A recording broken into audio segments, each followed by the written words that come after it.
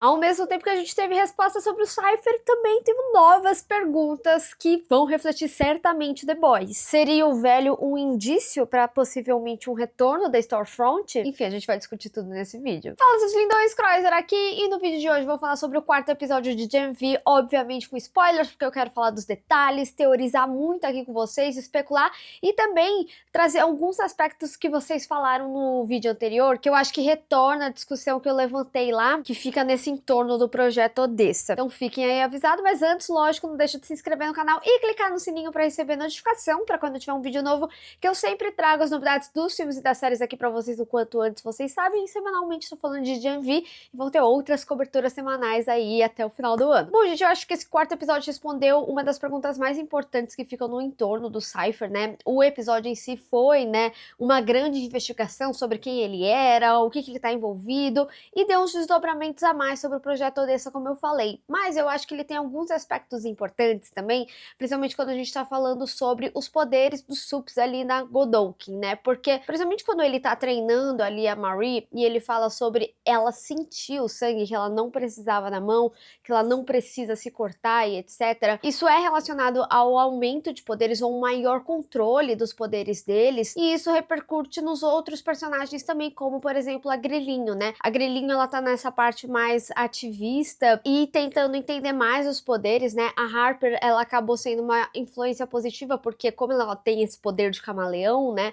Ela até chega a questionar, tá, como que você usou os meus poderes? O que que você sentiu ali para que ela pudesse ter esse controle, né? Ser, de fato, ali um homem-formiga, né? Ter esse aumento e diminuição sem precisar ser tão degradante, que apesar que assim, né, gente? Tipo, pode esquecer a outra menina lá que tem os cabelos da Medusa em outras partes. The Boys sempre foi meio escroto, né? Os poderes sempre foram associados a coisas pesadas. A própria Marie, né? O próprio Cypher fala no episódio anterior, assim, que ela se mutila, né? E que isso não era legal. Enfim, o universo de The Boys sempre tem um contexto super leve, tranquilo. Mas eu aproveito até pra falar disso, sobre um questionamento que vocês trouxeram sobre a Marie ter os poderes da Newman, de tipo, ah, por que a Marie é especial e a Newman não era, e etc. E eu acho que tem alguns aspectos que eu acho importante a gente ressaltar aqui. O primeiro ponto é que, apesar da Marie e da Newman ter poderes similares, a intensidade desses poderes eles podem ser diferentes. E a gente já viu The Boys e Gen V trabalhando isso. Por exemplo, o próprio Cypher aqui,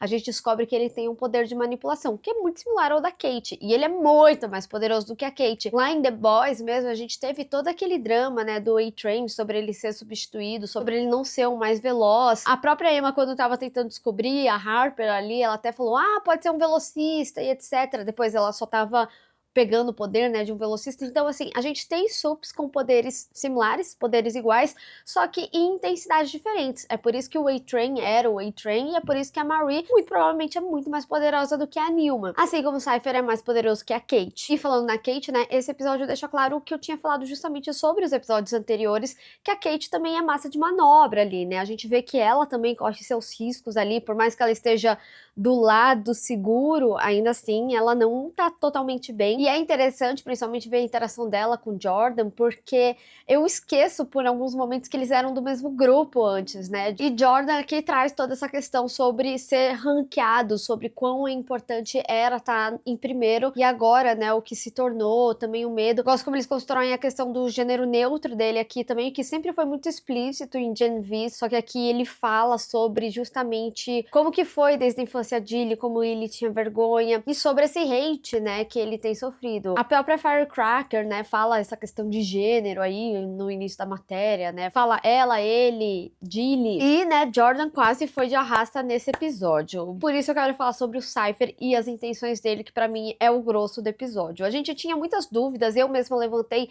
a possibilidade dele nem ter poderes, mas o poder dele simplesmente é um poder de manipulação, né, desde ali do início, quando a Marie, ela não encontra no sangue dele, fala que não tinha composto, ali ele já sabia. Gente, a questão, inclusive, é que ele envolve tudo, né, de manipulação. Então você vê que ele é um cara com muita lábia e ele não tá sendo passado pra trás, né, porque ele mesmo chega a falar pra Marie em determinado momento que sabe que ela tava investigando sobre o projeto Odessa, e isso me faz pensar, inclusive, que ele sabe do envolvimento do Polaridade, e estou curiosa pra saber qual que vai ser a consequência disso, né, porque afinal de contas ele tá ali num cargo da escola e ele achava que tava na surdina e não tá, até porque toda essa relação, né, da investigação do projeto Odessa iniciou, né, o documento, pelo menos, com a Grelhinho e o Polaridade, então ele tá super ciente dessa investigação, e é lógico, né, gente, ali os arquivos muito provavelmente teriam câmeras, e ainda digo pra vocês, tá, aquela cena da casa dele, do gnomo e tal, muito provavelmente foi ele que induziu, usou os poderes de longe, sabia que a Kate e Jordan estavam lá na casa,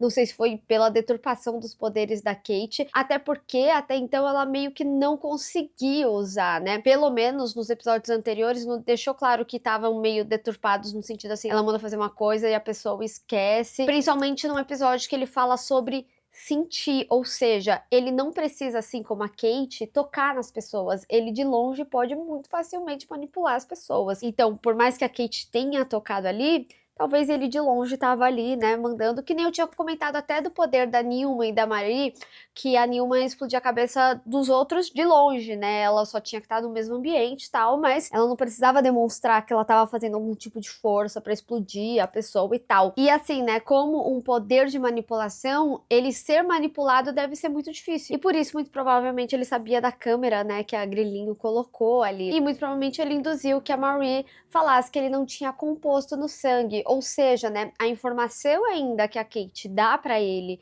que, mas não tem composto no seu sangue, ele sabe que foi da Marie e que elas estão juntas e etc, sabe? Ó como ele vai captando também as coisas. E eu fico curiosa, inclusive, das consequências disso pra Marie, até porque, né, os planos dele em si não deram certo. A gente viu que ele queria justamente que a Marie machucasse Jordan, ou até mesmo matasse, que fosse algo muito similar ao que aconteceu com Elon Musk, a cabra. Ai, que dó. Eu lembrei daquele episódio das ovelhas de The Boys, que eu não gostei, inclusive. E eu acho que é muito importante essa questão do poder sobre ele falar de sentir, porque no preview do episódio tem até uma frase meio solta, assim, da Newman, que é do momento lá da primeira temporada, quando elas se encontram, e a Marie, ela descobre que a Newman que financiava, né, a faculdade dela, a Newman fala a exata frase: você pode sentir coisas e sangue. Ou seja, já era um indício aí, né, do que a gente tá vendo nessa temporada. Agora, até falando dessa questão da Newman financiar, eu fiquei com uma dúvida, né? Qual que era a intenção, então, da Newman financiar a Marie? Por quê? Porque nesse episódio, o Cypher fala que a criação da Godolphin foi por causa da Marie. Ou seja, era algo que vai além dos poderes delas simplesmente serem iguais, que foi a justificativa que ela deu. Eu tenho as minhas ressalvas quanto ao Cypher ser de fato um vilão.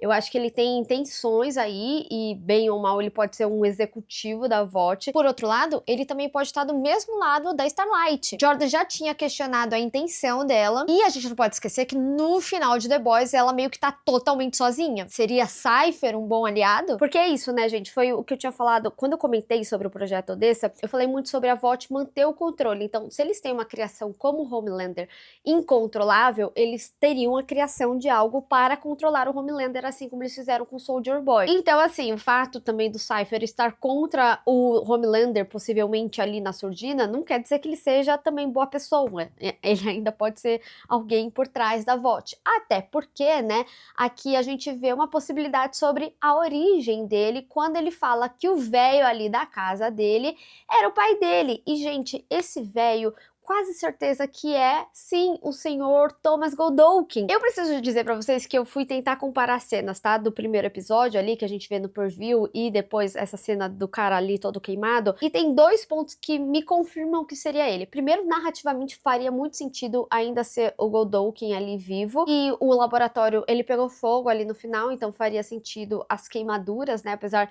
da gente não ver ele ativamente morrendo queimado, ele não conseguiu acionar, né, o pedido de ajuda, então então a gente imagina que tudo pegou fogo e consecutivo a isso ele se queimou muito, mas eu não achei que ele tem uma fisionomia muito parecida com o ator, né, que faz ali o Godolkin. Até que ele tá com o olho azul, mas isso também pode ser devido a uma cegueira ocasionada ali pelo fogo. Apesar de ter algumas similaridades no nariz, eu achei o nariz do velho um pouco maior, assim como o queixo ele não é tão fino. Então assim, eu realmente acredito que é o Godolkin, mas eu tenho algumas pequenas ressalvas devido a isso. E tem outra coisa, né, esse projeto, ele acontece em 1967, ele já era mais velho ali, né, ele poderia ter um filho, tipo, na idade do Cypher, bem possivelmente. E aí eu fiquei refletindo que talvez o projeto Odessa também, como o poder da Marie, ele é associado a sangue, talvez se ele não precise de algo para uma regeneração ali no Godolkin. A gente não pode esquecer também que os cientistas ali da sala, eles queriam fazer o experimento neles mesmos, né, e que ele tenta impedir, então talvez eles precisem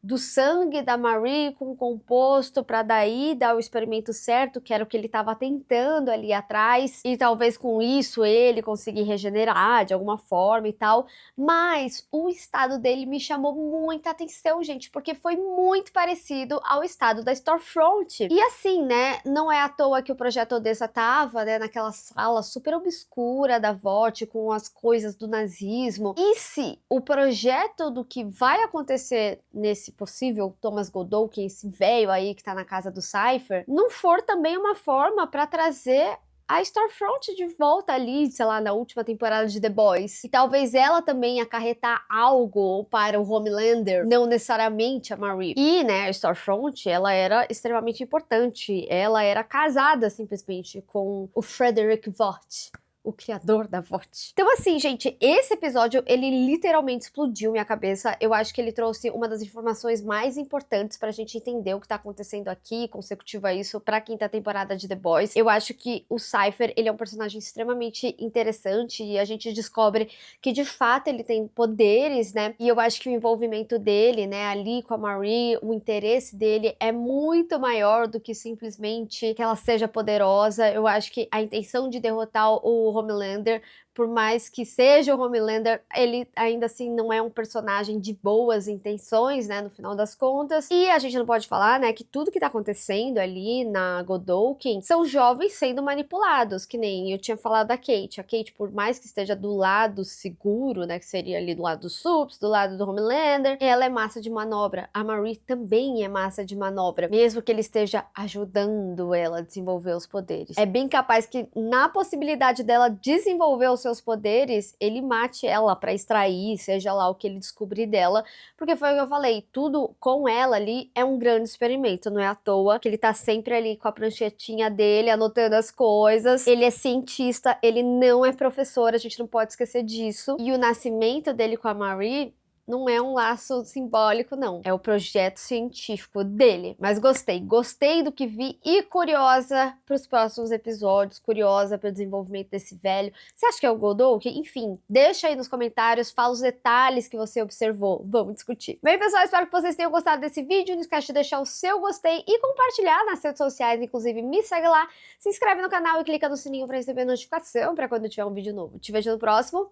Tchau!